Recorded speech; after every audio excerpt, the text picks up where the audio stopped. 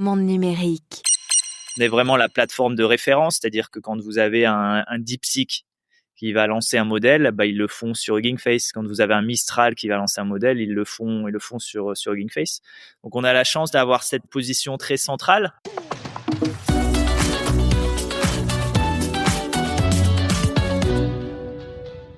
Bonjour Clément Delangue. Bonjour. Merci d'être dans Monde numérique en ligne depuis Miami, en Floride, où vous habitez. Vous êtes donc cofondateur et dirigeant de la startup Hugging Face, la fameuse startup Hugging Face, franco-américaine, valorisée à plusieurs milliards de dollars, une pépite, comme on dit, souvent citée d'ailleurs par les responsables politiques français. Alors très connue dans le monde de la tech, pas forcément auprès du grand public. Est-ce que vous pouvez nous rappeler un petit peu exactement ce que c'est que Hugging Face ? Ouais, Hugging Face, on a eu la chance de devenir la plateforme la plus utilisée par ce qu'on appelle les AI builders, donc c'est-à-dire toutes les personnes qui créent de l'intelligence artificielle. Donc on a bientôt 10 millions d'utilisateurs qui viennent sur Hugging Face pour trouver des modèles. Donc par exemple, si vous connaissez les modèles de Mistral, les modèles de Meta, Llama, les modèles de DeepSeek, pour trouver des jeux de données, des datasets, et pour construire des applications. Donc, on est devenu une sorte d'app store de l'intelligence artificielle avec plus de 400 000 applications qui ont été créées sur la plateforme, sur Hugging Face. Donc, vous ne créez pas vous-même de modèles d'intelligence artificielle, mais vous mettez à disposition des modèles qui sont open source, et donc n'importe qui peut les utiliser et même les adapter à ses propres besoins. C'est ça, ouais. C'est un peu comme une bibliothèque, on va dire, la version intelligence artificielle de la bibliothèque, où n'importe quelle entreprise, n'importe quelle organisation, n'importe quelle personne peut venir sur la plateforme, trouver un modèle open source, donc gratuit, et construire leur propre application d'intelligence artificielle. Nous, notre vision, c'est qu'à terme, toutes les entreprises, toutes les organisations vont être capables de créer de l'intelligence artificielle elles-mêmes, qu'elles vont pas devoir dépendre d'un OpenAI, d'un Anthropic. Et du coup, on a construit la plateforme qui permet de faire ça. Très bien. Donc, justement, on va en parler parce que c'est super intéressant, cette vision très open source de l'IA. Ça détermine beaucoup de choses. C'est très à la mode aussi, l'open source. Mais avant ça, alors c'est rigolo parce que c'est une entreprise pas banale. Hugging Face, je disais, moitié... Enfin, je sais pas, vous êtes français, vous êtes américain ?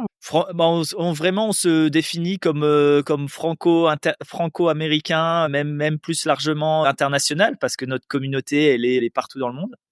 Mais on a un très fort attachement français parce que les 3 cofondateurs de Hugging Face sont français, que la France est plus gros bureau. Donc à Paris, on vient d'ouvrir là en décembre un nouveau bureau, passage du Caire. Donc la majorité de nos équipes sont en France. Et l'entreprise est née à Station F, je crois. Hein. C'est ça. On a commencé à Station F. Et en termes de philosophie d'entreprise, je pense qu'on a quand même un gros héritage français avec cette volonté de créer un modèle très ouvert, très collaboratif, gratuit et qui a vocation à vraiment démocratiser la technologie. Et puis alors sur le plan de l'organisation, c'est assez original parce que vous êtes en réalité éclaté entre plusieurs pays, c'est ça ? La France, les États-Unis, donc Miami qui est devenu ces dernières années une espèce de haut lieu de la technologie. Ouais, c'est ça, ouais. Ouais, Miami est vraiment devenu on va dire un centre, point de passage important pour la plupart des fondateurs, investisseurs américains et aussi internationaux. De plus en plus aussi, de manière assez intéressante, un centre aussi politique parce qu'on a Mar-a-Lago qui est un peu le QG de Trump à 1 heure de distance de Miami. Donc c'est devenu un peu un endroit central. Et puis qui est vraiment bien pour les fondateurs français comme moi parce que c'est sur la côte est des États-Unis, donc on peut très facilement revenir en France. On a une time zone qui est pas c'est moins loin que la Californie. Voilà, donc c'est on a pas mal d'entrepreneurs français ici. Je pense qu'il y a une entreprise comme Suits qui est basée ici, Benjamin Zenou. Donc c'est un bon endroit, Miami, à être pour les entrepreneurs français aux États-Unis, si on en a qui nous écoutent aujourd'hui. Ouais, et puis accessoirement, la qualité de la vie est pas trop mal non plus. Ouais, c'est super. Il fait beau toute l'année. C'est la plage. Donc, ouais, c'est un cadre de vie très, très plaisant. Alors malgré tout, bon, ça vous empêche pas de bosser donc visiblement et je le disais, Hugging Face a connu une croissance vraiment phénoménale.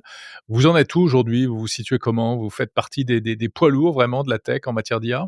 Bah ouais, parce qu'en termes d'utilisation, on est vraiment central. Aujourd'hui, on est la plateforme qui a le plus d'utilisation chez les AI builders. On est vraiment la Mmh. plateforme de référence, c'est-à-dire que quand vous avez un DeepSeek qui va lancer un modèle, bah, ils le font sur Hugging Face. Quand vous avez un Mistral qui va lancer un modèle, ils le font sur Hugging Face. Donc, on a la chance d'avoir cette position très, très centrale dans la communauté, qui est aidé par le fait qu'on est en fait très collaboratif avec tout le monde. Nous, notre but, c'est vraiment pas de uniquement créer une plateforme, une entreprise, mais vraiment de donner le maximum de capacité à toutes les entreprises dans le monde et de rendre les autres entreprises Ouais.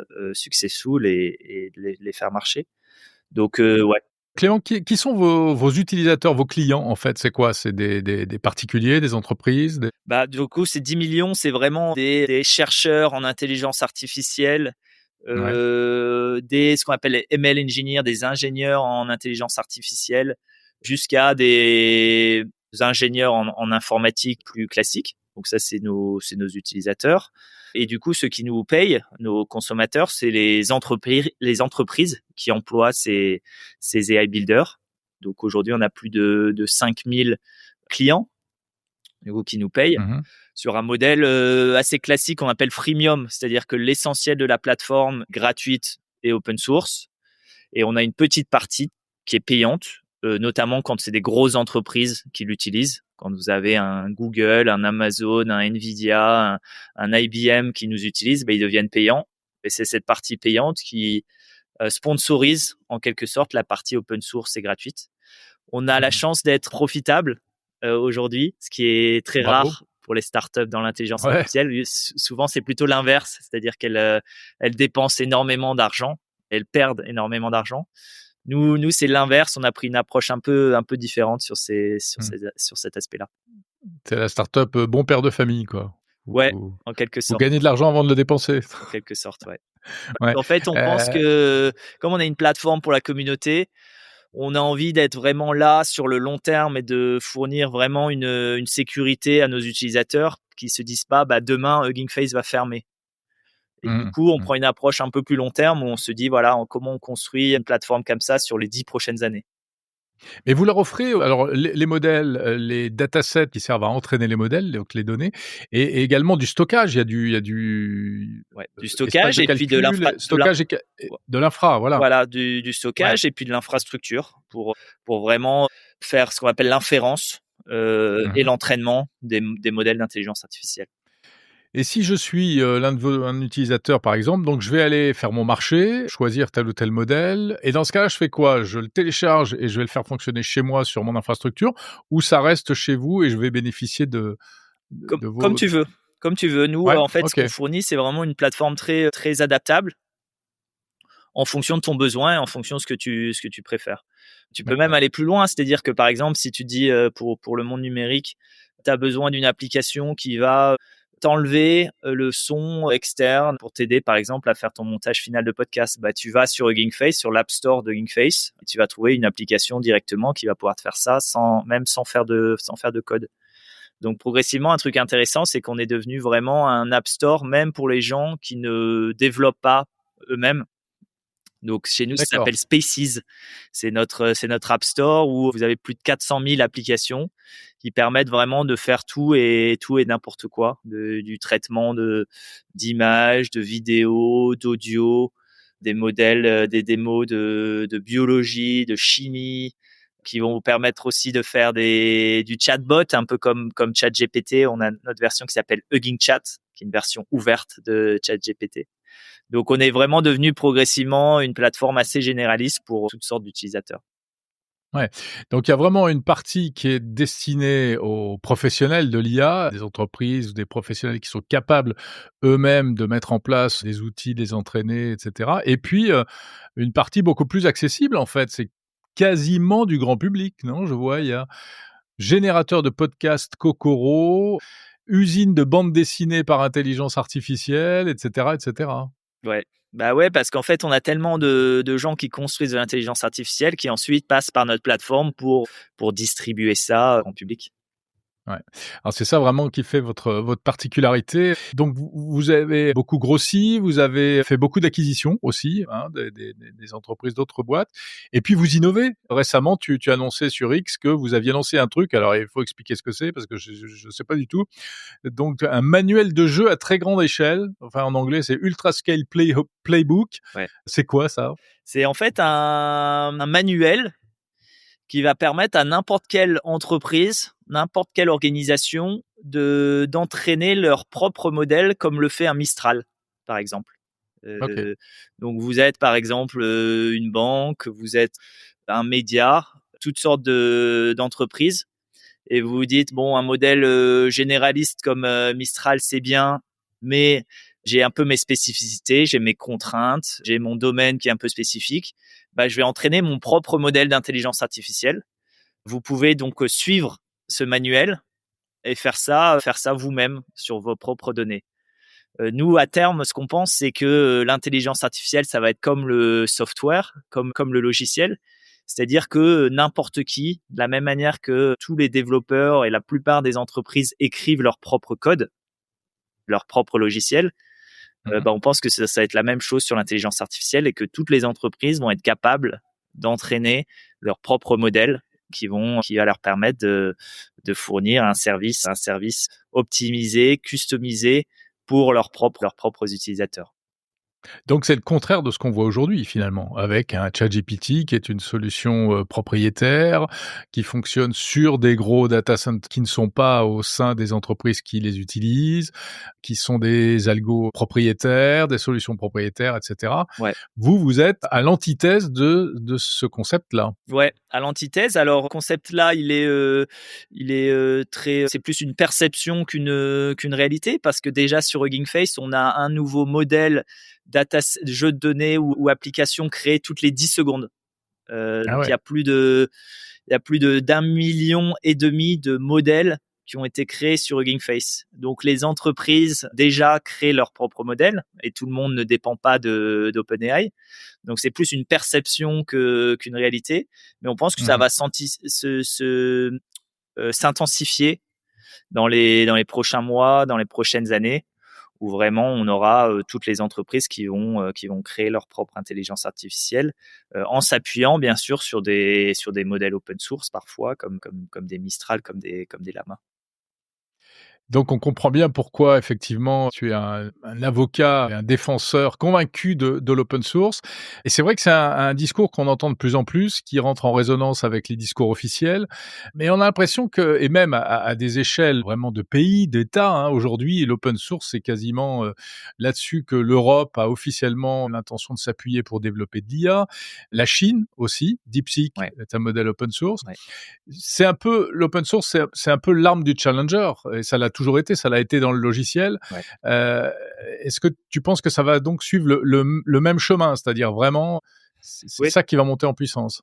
Bah ouais, ouais, comme tu le dis, en fait, l'open source, c'est un moyen pour les pays ou les organisations un peu challenger de rattraper plus rapidement parce qu'en fait, en poussant l'open source, vous avez de plus en plus de collaboration entre les différentes organisations qui construisent au-dessus l'un de l'autre, qui se challenge, qui s'émulent et qui partagent en fait ce savoir et cet apprentissage et du coup ça permet de développer la technologie plus rapidement. Mmh. À mon avis, c'est ça qui a permis aux États-Unis de devenir le leader entre 2016 et 2022. Tout était ouvert aux États-Unis et toutes les entreprises, toutes les organisations construisaient au-dessus l'un de l'autre et tu avais cette émulation très forte qui faisait que le cycle de progrès était très rapide et a amené à ce leadership américain.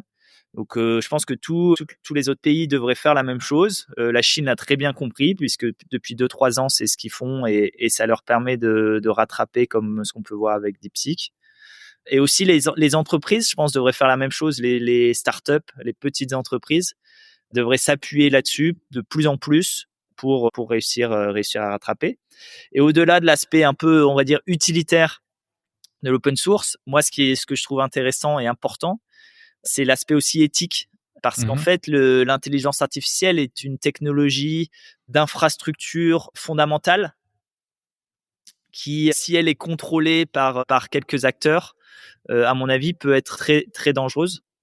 Mmh. Et donc, je pense qu'on a vraiment envie, comme le software, qu'elle soit accessible à tous. Et ça passe par l'open source. Sans open source, la technologie sera uniquement accessible, disponible, maîtrisable par quelques acteurs, peut-être par OpenAI, Microsoft et quelques autres. Ça, ce serait vraiment un gros risque. Imagine un monde où il y aurait que une ou deux entreprises qui pourraient faire du logiciel. Ce serait un monde Bah, ça assez serait un peu dangereux, limité, c'est pas sûr, forcément un et monde dans dangereux. lequel on aimerait vivre, je pense. Donc, Ouais, d'un mais point de comment vue éthique, c'est expliquer? important aussi. J'entends bien, mais comment expliquer que même ceux qui faisaient de l'open source avant, typiquement OpenAI, d'où son nom, finalement après s'orientent vers des solutions propriétaires? Est-ce que c'est pas une espèce de fatalité économique? Et puis alors Meta aussi, prône beaucoup open source, mais en réalité tout n'est pas open source chez Meta, Il y a maintenant ce qu'on appelle le distinguo entre l'open source et l'open weight. Donc finalement, il y a certains bouts en open source, mais pas tout.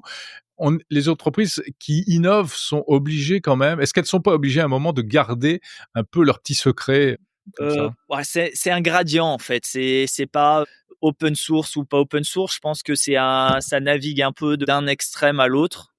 Mmh. Que les entreprises aussi naviguent sur ce gradient.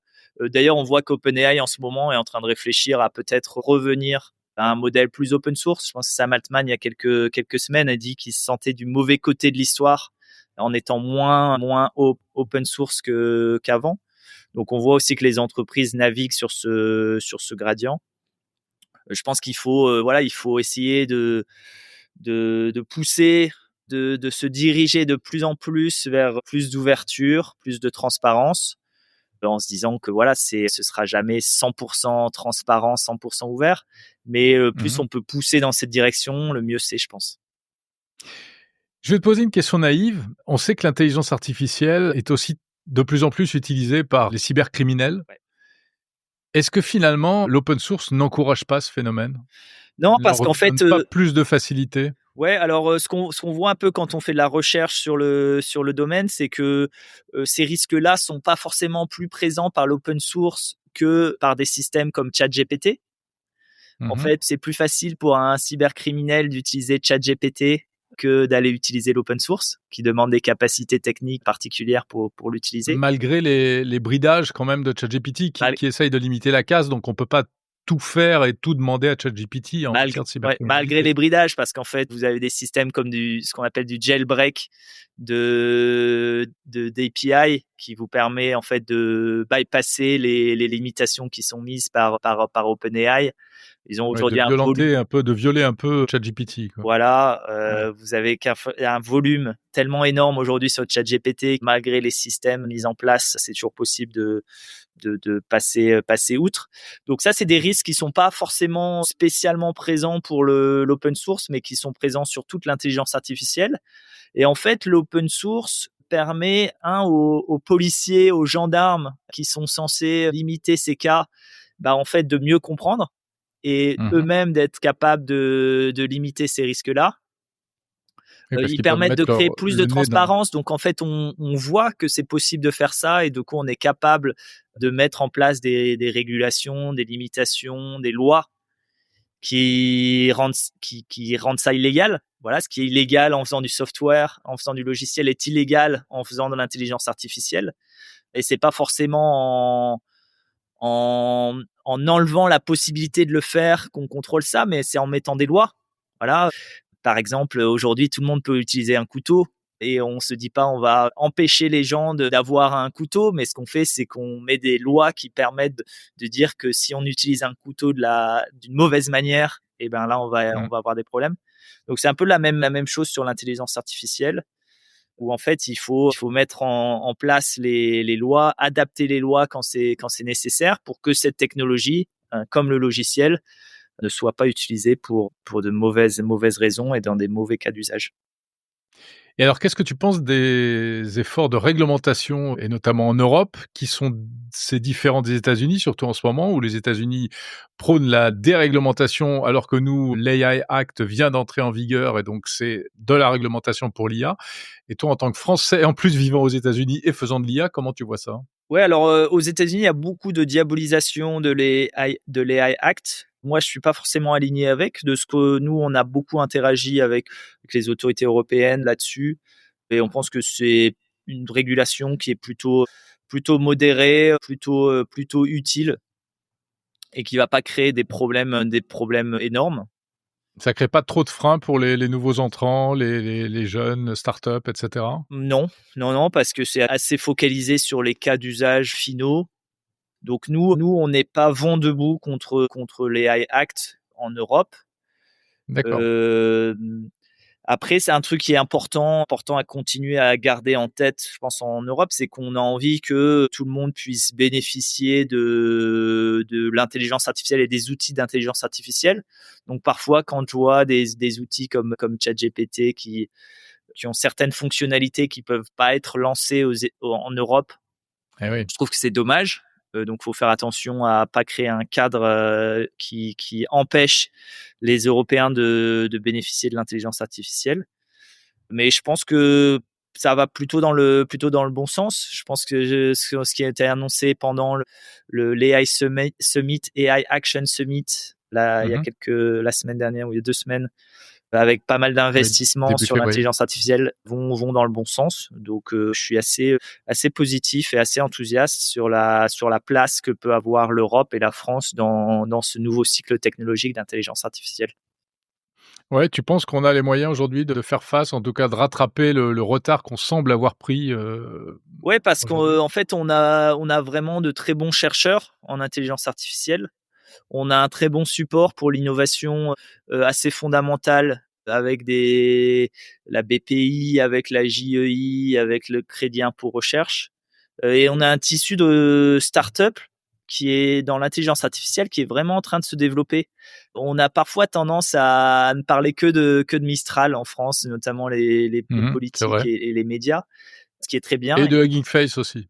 Ouais, ce qui est très bien, je pense que ces 2 startups, je suis d'ailleurs investisseur chez Mistral, donc et je trouve qu'ils font un travail super. Mais à la fois Hugging Face et Mistral, on est déjà des entreprises très établies, qui ont pas forcément besoin de beaucoup de visibilité en plus.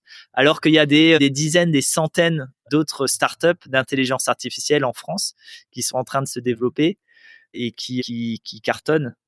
Ouais, Je tu penses pense à quoi? Tu as je quelques pense noms par en tête? exemple à ZML qui fait de l'inférence pour l'intelligence artificielle avec Steve Morin, qui était à Zenly avant, et qui est Mmh. en train de monter ZML. Je pense à Linear, qui est une startup de cryptographie et d'intelligence artificielle. Je pense à des photorooms, par exemple, qui explosent avec leur application d'édit d'images. Mojo, qui fait de l'édit Mmh. grâce à l'intelligence artificielle de vidéos. Il y en a vraiment des dizaines, voire des centaines de startups d'intelligence artificielle en France ou basées en France, qui font du super boulot, et je trouve qu'on devrait en parler plus. Encore une question, Clément. Ça, c'est un discours super optimiste, positif, et ça fait du bien en plus. Mais l'IA, c'est aussi un truc, bah, c'est inévitablement, voilà, on brandit les drapeaux rouges, ça c'est dangereux, et cetera. Désinformation, cybercriminalité. Est-ce qu'on devrait réglementer l'IA comme l'énergie atomique, comme certains le disent? Il faut qu'on bosse sur les risques présents et actuels. Il faut qu'on fasse de la recherche, à mon avis, sur les scénarios long terme, apocalyptiques, Robocop. C'est bien d'y réfléchir, de faire la recherche. Il y a très peu de recherche, en fait, sur le sujet. Mais il faut pas que ça nous obsède.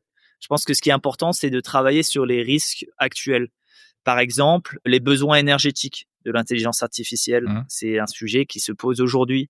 Donc, on a lancé avec Salesforce, il y a quelques jours, un AI Energy Score qui permet d'avoir de la transparence sur l'AI et de savoir ce que consomme en énergie l'intelligence artificielle. Il Mmh. faut qu'on bosse sur les biais l'intelligence artificielle. Quand vous parlez à ChatGPT, il faut savoir que c'est biaisé et que, par exemple, si vous lui demandez un travail typique pour un homme, ce sera différent de ce qu'il vous dira d'un travail typique d'une femme. Donc, comment créer plus de transparence sur ces biais qu'a l'intelligence artificielle pour être sûr qu'elle manipule pas, que les entreprises qui construisent cette intelligence artificielle ne manipulent pas la population. Donc, c'est vraiment ces risques d'aujourd'hui sur lesquels je pense qu'il faut qu'on travaille et que la régulation s'adapte pour avoir un cadre sain pour ces risques aujourd'hui de l'intelligence artificielle. À propos de l'enjeu énergétique, ce qu'a montré aussi DeepSeek, c'est qu'on pouvait aller vers des IA de plus en plus frugales. Est-ce que tu penses que l'IA du futur, ce sera une IA qui consommera moins d'énergie, qui aura moins besoin de data center, qui fonctionnera plus à l'intérieur de nos smartphones ou de nos ordinateurs, des plus petits modèles, etc.? Oui, j'en suis sûr. J'en suis sûr. C'est une intelligence artificielle qui est adaptée à vos besoins. Quand vous faites une intelligence artificielle qui va vous aider à faire du customer support pour vos comptes en banque, pour répondre à une question sur vos comptes en banque, bah, vous n'avez pas besoin d'une intelligence artificielle qui va vous donner le sens de la vie et qui va vous être capable de faire des équations comme Einstein. Vous avez besoin d'un petit système d'intelligence artificielle qui est efficace, qui coûte pas cher, qui dépense pas beaucoup d'énergie.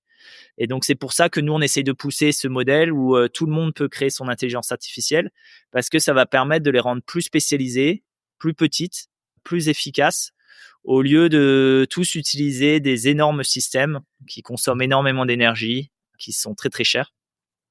Donc à terme, on a vraiment besoin de systèmes d'intelligence artificielle qui sont adaptés à nos besoins. Et pour ça, il faut que tout le monde soit capable de créer sa propre intelligence artificielle. Et finalement, c'est le contraire de la vision de l'IAG, de l'IA générale, qui sera plus puissante que l'homme et qui saura tout faire, quoi. Ouais. Et en fait, dans la réalité, vous voyez déjà que c'est pas mal le cas parce que même un OpenAI, ils ont un tas de modèles différents. Vous allez dans ChatGPT, de plus en plus. C'est pas un seul modèle. Vous avez 6 modèles différents. Et ça, c'est uniquement ce qui vous montre. Derrière, peut-être qu'il y en a encore 10 fois plus. Donc ouais, le modèle ultime pour l'intelligence artificielle, c'est plus un modèle décentralisé où tout le monde crée son intelligence artificielle de la même manière que tout le monde crée son logiciel pour vraiment permettre d'avoir des systèmes adaptés aux besoins de chaque entreprise et chaque individu. Merci Clément Delangue, CEO, cofondateur de Hugging Face. Merci beaucoup d'avoir été dans Monde Numérique. Merci beaucoup.